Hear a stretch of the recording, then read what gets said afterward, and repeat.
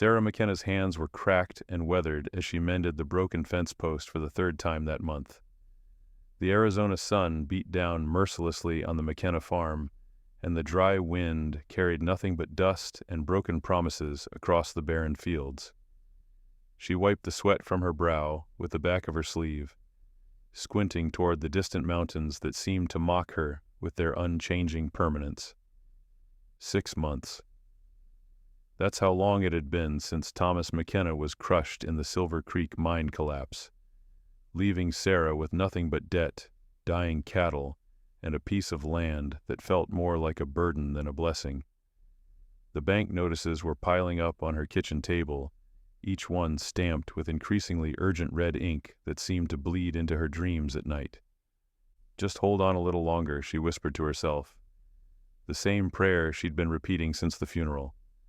The same hollow promise that grew thinner with each passing day, as the creditors circled like vultures and the town's pity turned to whispered speculation about when the McKenna place would finally go up for auction. Copper Ridge had seen better days. The silver boom that built the town was long over, leaving behind empty storefronts with broken windows that reflected nothing but ghosts. The railroad had promised to come through, bringing prosperity and new life, but those tracks never materialized. Now the town survived on stubbornness and the fading hope that tomorrow might be different from today.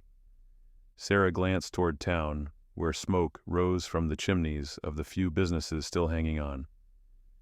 Calloway's General Store, where Mrs. Prudence Calloway watched every penny like a hawk and extended credit to almost no one. The Silver Dollar Saloon, where Henry Dawson served watered-down whiskey to men who had nowhere else to go.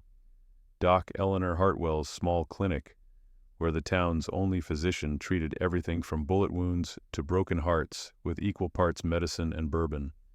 These were her neighbors, her community, the people who had once brought casseroles after Thomas's funeral and promised they'd look after her. But promises, Sarah had learned, were as fragile as morning frost in the desert heat. Now their visits had stopped, their offers of help had dried up, and she could feel their eyes on her every time she rode into town, measuring, calculating, waiting to see how long the widow McKenna could last on her own.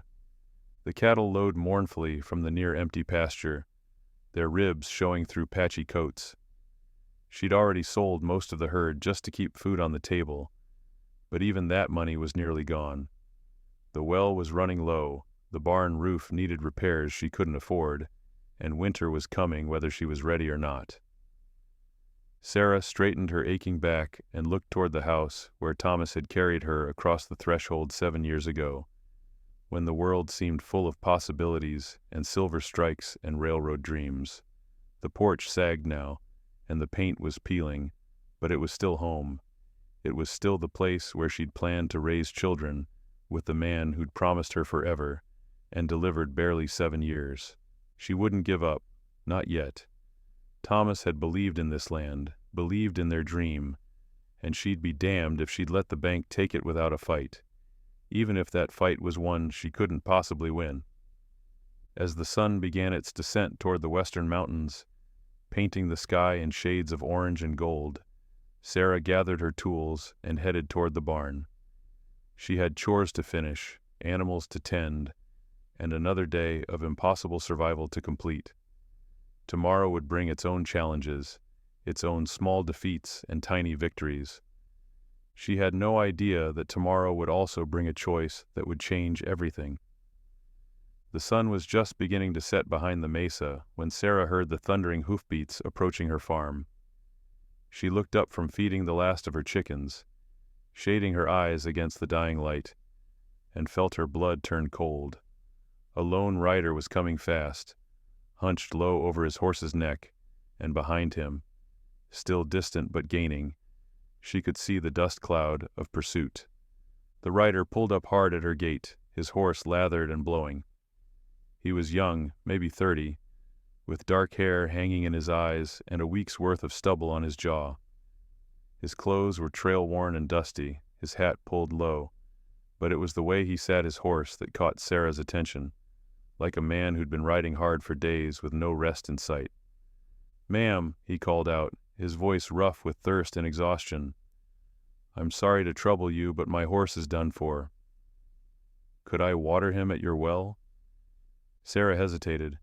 Strangers didn't often come this way, especially not ones being chased. But the horse was clearly suffering, sides heaving, foam at its mouth. No matter who the rider was, the animal didn't deserve to die of thirst. "Water's around back," she said quietly, pointing toward the well. "Help yourself." The man tipped his hat gratefully and rode toward the back of the house. Sarah followed at a distance, watching as he dismounted and led his horse to the trough. In the better light, she could see he was injured. A dark stain on his shirt that looked suspiciously like blood, and the way he favored his left side. "You're hurt," she observed. He glanced up at her, and she saw his eyes clearly for the first time. They were green, tired, but not the eyes of a man who'd given up hope. "Nothing that won't heal," he said. "Thank you for the water. I'll be moving on shortly." But before he could say more, the sound of multiple horses filled the evening air. Sarah's heart jumped as she saw Sheriff Cornelius Wade and Deputy Tom Briggs riding hard toward her farm, their badges glinting in the sunset. The stranger's hand moved instinctively toward his gun, then stopped. He looked at Sarah with something like regret. "I'm sorry you got mixed up in this, ma'am. Wasn't my intention." Sheriff Wade pulled up in a cloud of dust, his face red with exertion and anger. He was a large man, gone soft around the middle, who'd held his position more through intimidation than skill. Deputy Briggs, younger and eager to prove himself, had his hand already on his weapon. "Sarah McKenna," Wade barked. "Step away from that man. You're harboring a dangerous criminal." Sarah looked between the sheriff and the stranger, her mind racing. "I don't know what you're talking about, Sheriff. This man just stopped to water his horse." "That's Jake Harrison," Wade continued, dismounting heavily. "He's wanted for the bank robbery in Pine Valley. 3 men died in that robbery, Sarah. 3 good men with families." Sarah felt the blood drain from her face. She looked at the stranger, Jake, who met her eyes steadily. "Is it true?" she asked quietly. Jake's jaw tightened. "I was there," he said simply, "but I didn't rob that bank, and I sure as hell didn't kill anybody." Wade snorted. "Every outlaw claims he's innocent. Harrison, you're coming with us. There's a noose waiting for you in Pine Valley." "Now hold on," Sarah said, stepping forward. Something in Jake's eyes, the quiet dignity in his voice, made her pause. She'd seen plenty of liars in her time.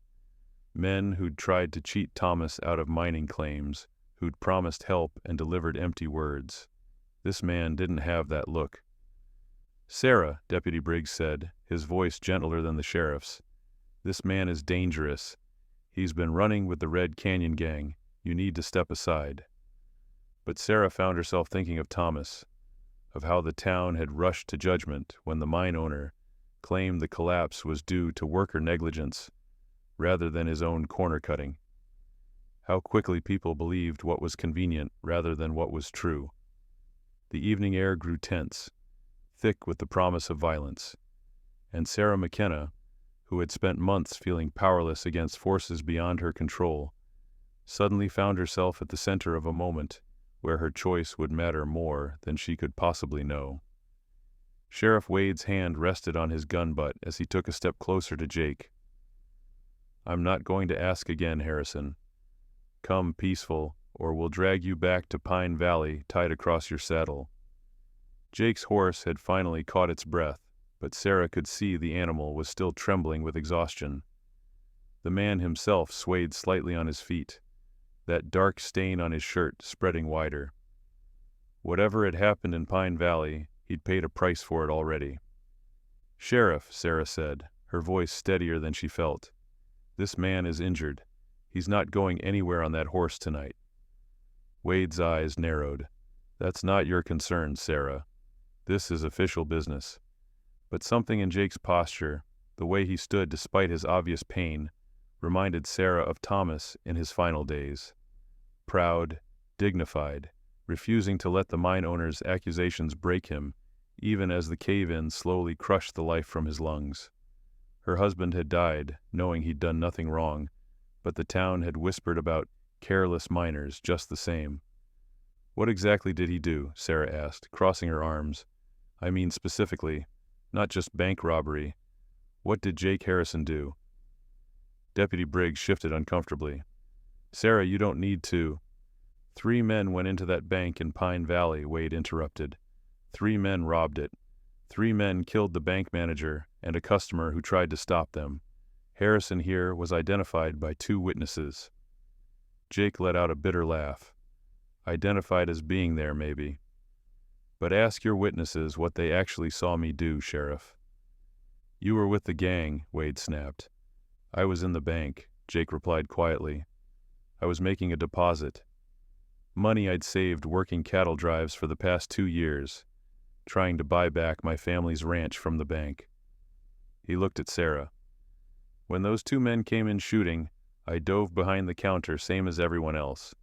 But because I was wearing trail clothes and had a gun, I became part of the gang in everyone's mind."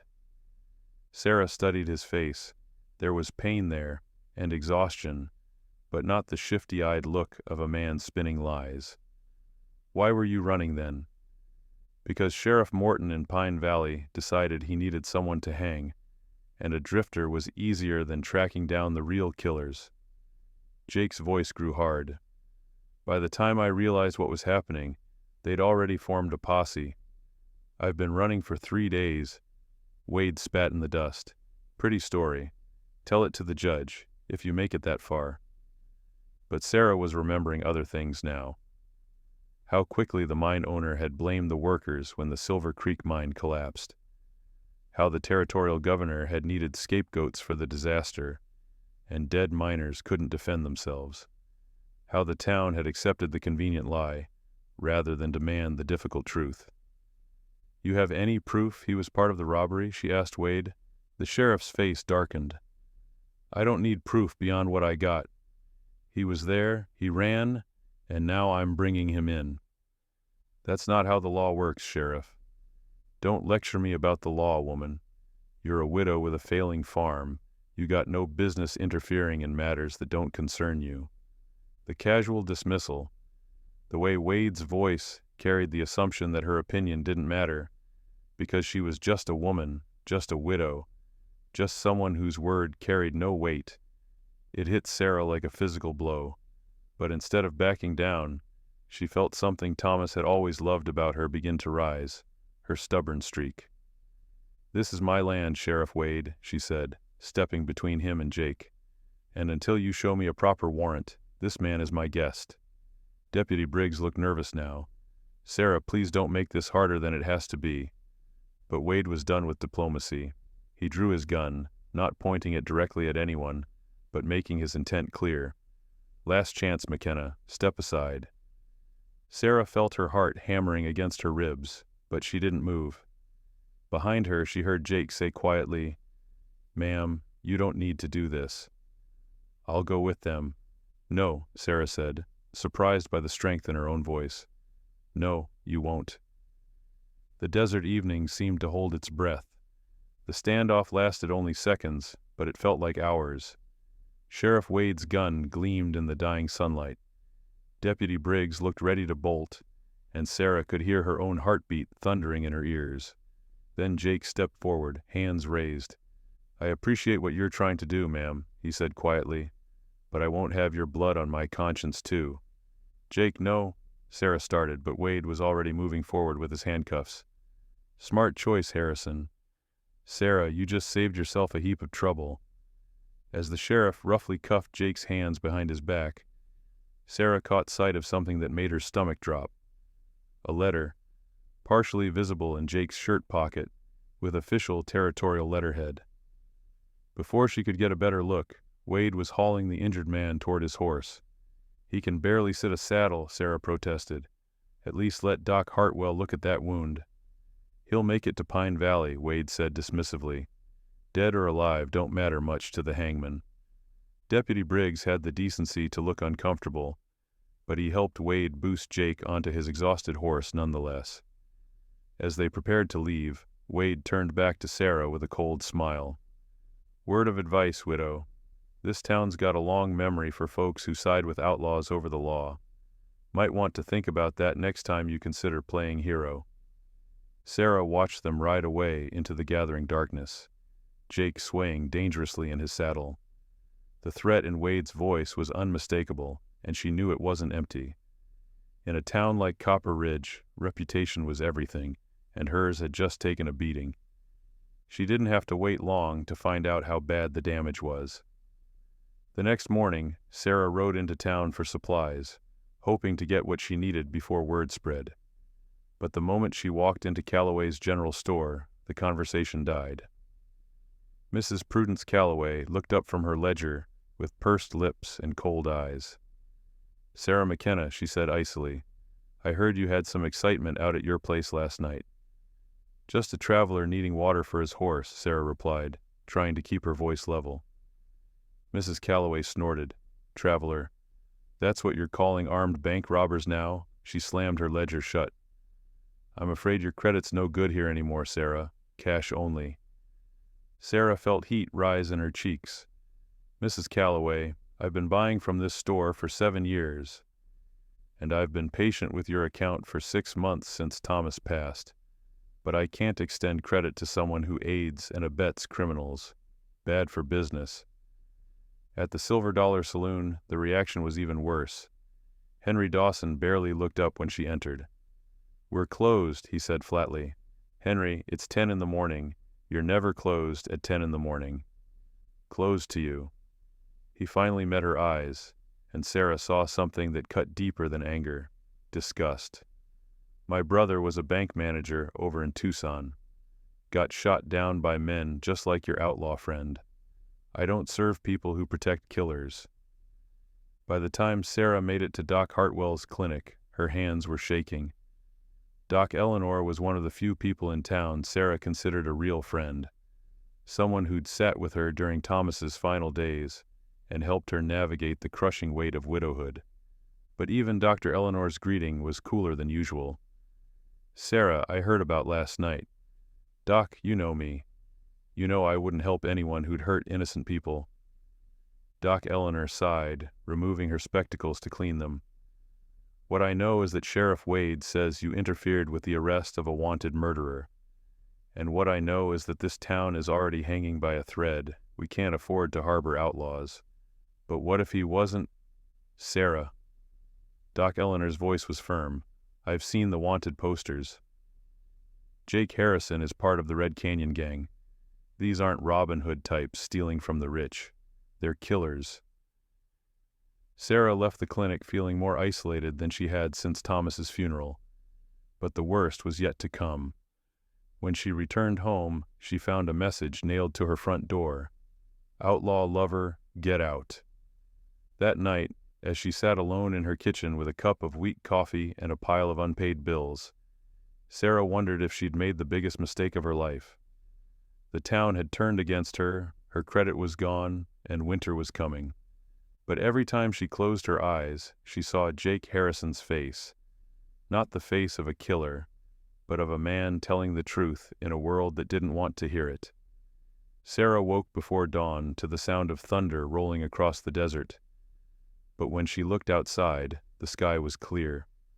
The rumbling grew louder, more rhythmic, and her blood ran cold as she realized what she was hearing: hoofbeats. Dozens of them. She grabbed Thomas's old rifle from above the fireplace and crept to the window. What she saw made her legs nearly give out beneath her. Riders were emerging from the morning mist like ghosts, spreading out in a wide circle around her farm. 50 men, maybe more, on horseback, their faces shadowed by hat brims and bandanas. The Red Canyon gang had come for her. Sarah's hands trembled as she checked the rifle's ammunition. 6 shots against 50 armed outlaws. She thought of Jake Harrison, probably dead by now in some Pine Valley jail cell, and wondered if this was his gang come for revenge, or if they blamed her for not protecting him better. The riders stopped just outside her fence line, their horses snorting and pawing the ground. Sarah could see gun belts, rifle scabbards, the glint of metal in the early morning light. For several long minutes, nobody moved. The silence stretched taut as a wire. Then one rider broke from the group, walking his horse slowly toward the house. He was a big man, broad-shouldered, with graying hair and a face weathered by decades of desert sun. As he got closer, Sarah could see he carried no weapon in his hands, though she had no doubt he was armed. "Mrs. McKenna," he called out when he was close enough to speak, without shouting. "My name is Marcus Harrison. I'd like a word with you, if you're willing." Harrison, Sarah's mind raced. "You're Jake's brother?" "I am. May I approach?" Sarah hesitated, then slowly opened the door, keeping the rifle ready. "Close enough to talk, not close enough to grab me." Marcus smiled grimly and dismounted about 20 feet from the porch.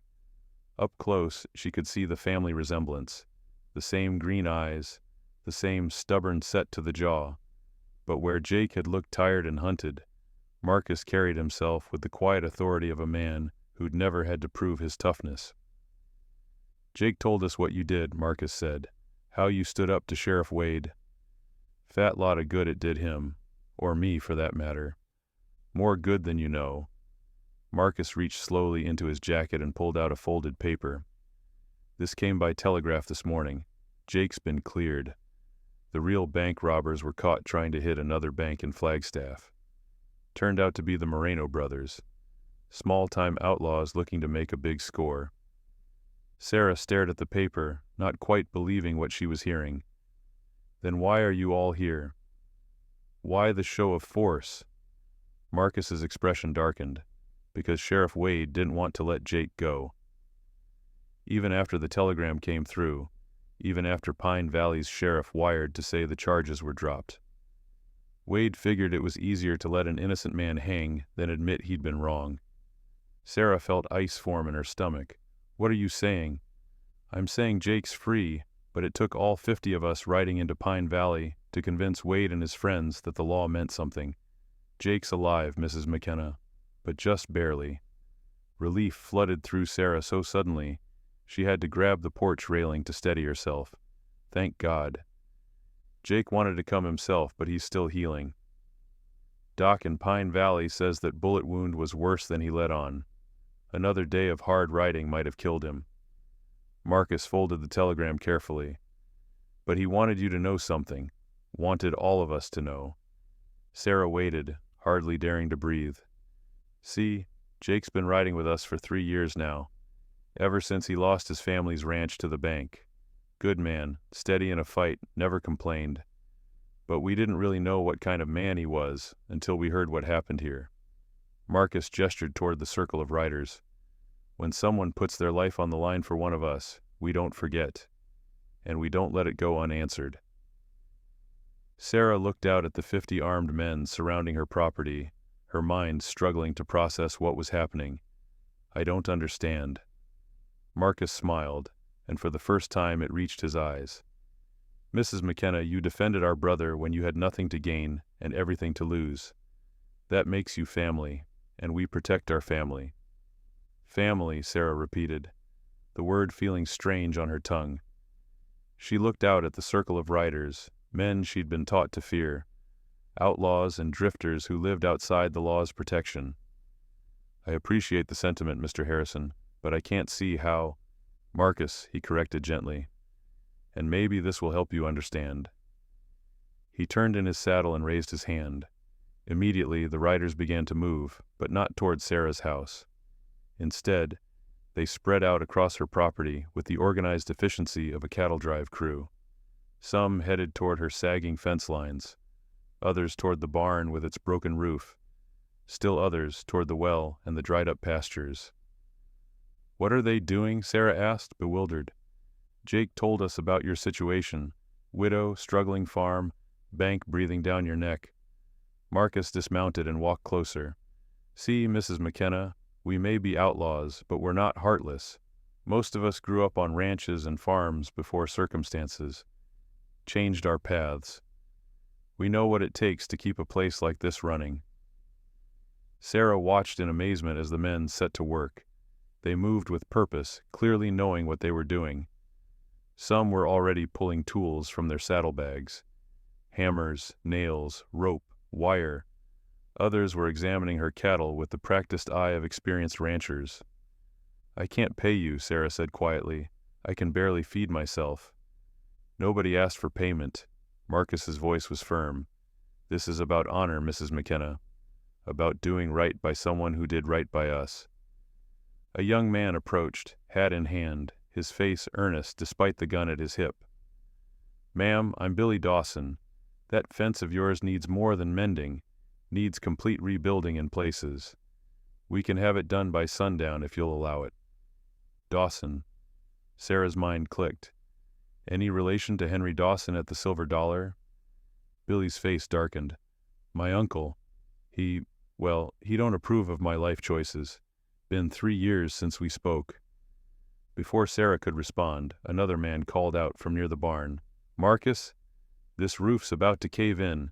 We got enough spare lumber to patch it proper?" "Take what you need from the supply wagon," Marcus called back. Then, to Sarah's questioning look, "We travel prepared for repairs. Hard to find reliable carpenters in our line of work." Through the morning, Sarah watched the transformation of her property with growing wonder. The broken fence posts were replaced with sturdy new ones. The barn roof, which had leaked for months, was stripped and reshingled. The well, which had been producing less and less water, was cleaned out and deepened. But it was more than just repairs. One group of riders had somehow acquired a dozen head of healthy cattle and were herding them into her improved pasture. Another group was unloading sacks of grain and feed from a supply wagon that seemed to have appeared from nowhere. "Where did all this come from?" Sarah asked Marcus, who was supervising the well work. Marcus smiled mysteriously. "Let's just say we occasionally recover stolen property and like to return it to folks who can put it to good use." By noon, the transformation was remarkable. Sarah's farm looked better than it had since before Thomas died. The fence lines were straight and strong, the barn roof was solid, and her pasture was full of livestock again. But the riders weren't finished. As the afternoon wore on, a different kind of transformation began in town. Curious residents had gathered at the edge of Copper Ridge, watching the activity at the McKenna farm from a safe distance. At first, they whispered nervously about the outlaw army on Sarah's property. But as the day progressed and no violence occurred, curiosity began to overcome fear. Mrs. Calloway was the first to venture closer, ostensibly to check on her poor, misguided neighbor. What she found was Billy Dawson teaching her son how to properly repair a fence post, while another outlaw, a man with gentle hands and a soft voice, doctored a cut on her horse's leg. By late afternoon, half the town had found excuses to ride out toward Sarah's place. Doc Eleanor came to check on Sarah's well-being and ended up helping tend to a rider who'd injured his hand on a nail. Even Sheriff Wade made an appearance, though he kept his distance and his hand near his gun. As the sun began to set, Sarah stood on her newly repaired porch, looking out at a farm that was more prosperous than it had been in years, surrounded by men who owed her nothing but treated her like family. As the sun dipped below the western mountains, painting the sky in brilliant oranges and purples, Marcus Harrison called his men together. They gathered in Sarah's yard, dusty and tired, but satisfied with their work. The transformation was complete. What had been a failing farm that morning was now a thriving operation that could weather any storm. "Mrs. McKenna," Marcus said, approaching the porch where Sarah stood, still overwhelmed by everything she'd witnessed. "There's one more thing." He reached into his saddlebag and pulled out a leather vest, worn but well cared for, with intricate beadwork along the edges. This belonged to Jake's wife, Elena. She died of fever 2 winters ago, part of why he was so desperate to buy back their ranch, to honor her memory. Sarah took the vest with trembling hands, feeling the soft leather and the careful stitchwork. Elena always said a person's worth wasn't measured by their circumstances, but by their choices when it mattered most. Marcus's voice was gentle. Jake wanted you to have this. Said you reminded him of her, someone who sees people for who they truly are. Before Sarah could respond, the sound of hoofbeats announced another arrival. A lone rider appeared on the horizon, moving slowly but steadily toward the farm. As he drew closer, Sarah's heart jumped. It was Jake Harrison, pale and obviously still healing, but alive and free. He dismounted carefully, his left arm held close to his body, and walked toward the porch. The gathered outlaws parted respectfully, their faces lighting up at the sight of their recovered friend. Mrs. McKenna, Jake said, his voice stronger than it had been that first night. I owe you more than I can ever repay. You don't owe me anything, Sarah replied. I just did what was right. Jake smiled, the first genuine smile she'd seen from him. That's exactly why I owe you everything. He looked around at the transformed farm, the new fence, the repaired barn, the healthy cattle grazing in the pasture. This is what I was hoping to have someday. What Elena and I dreamed about. He turned back to Sarah. She would have liked you. As the evening deepened, something unexpected began to happen. The townspeople who had gathered to watch from a distance started approaching. First Doc Eleanor, then Billy Dawson's Uncle Henry, then even Mrs. Calloway. Sarah, Doc Eleanor said quietly, I owe you an apology. I let fear cloud my judgment. Henry Dawson was looking at his nephew Billy with tears in his eyes. Boy's grown into a fine man, he said to Marcus, despite the path he chose. Or maybe because of it.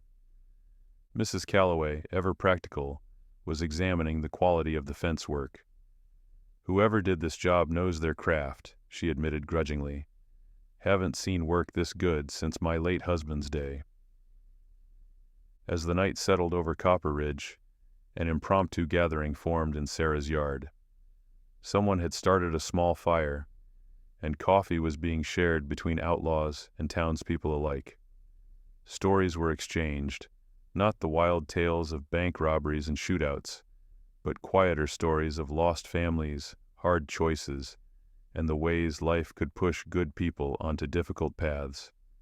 Sheriff Wade had eventually approached as well, his earlier bluster replaced by uncomfortable silence. Jake faced him directly, no animosity in his expression. Sheriff, Jake said simply, no hard feelings. You were trying to do your job. Wade looked like he wanted to say something, struggled with it, then finally managed.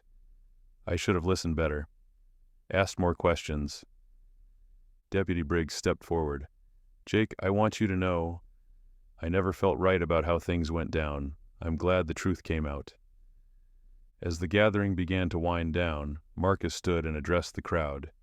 Folks, what happened here today wasn't about taking sides or making statements. It was about recognizing that sometimes the right thing isn't the easy thing, and that courage comes in many forms. He gestured toward Sarah. Mrs. McKenna showed us that courage. She stood up for a stranger when she had everything to lose. That's the kind of character that builds communities, that makes civilization worth having. The crowd murmured agreement, and Sarah felt something she hadn't experienced since Thomas died. The warmth of belonging, of being valued by her community. Jake approached her one final time before the outlaws prepared to ride out. The vest isn't just a gift, he said quietly. It's a promise. You'll always have friends watching over you, Mrs. McKenna. Always. As the Red Canyon gang mounted up and rode into the star-filled desert night, Sarah McKenna stood on her porch wearing Elena's vest, watching her neighbors head back to town with new understanding in their hearts. The widow who had defended a wanted outlaw had found something more valuable than silver or cattle. She had found her place in a community that finally saw her worth. In the distance, a coyote howled at the moon, but Sarah wasn't afraid. She was home.